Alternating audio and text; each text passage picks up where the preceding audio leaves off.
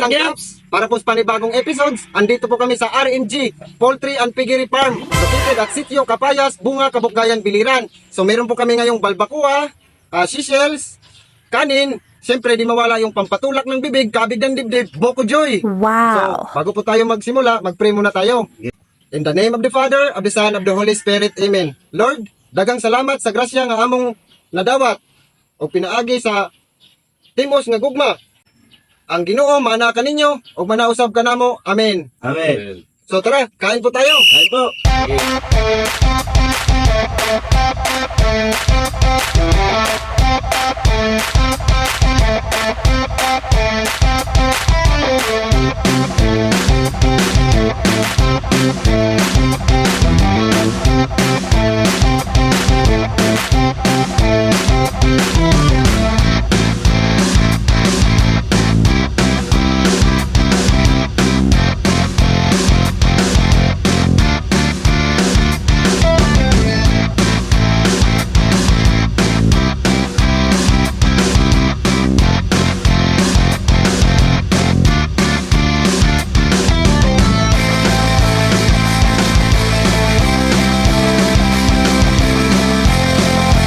Thank you for watching mga Batang Caps. Please like, follow, and share my page. Ug daghang salamat kay Engineer Lorenzo Inogen sa pag-imbita kanamo dire. Nice. Hanggang sa huli nating pagkikita. Paalam.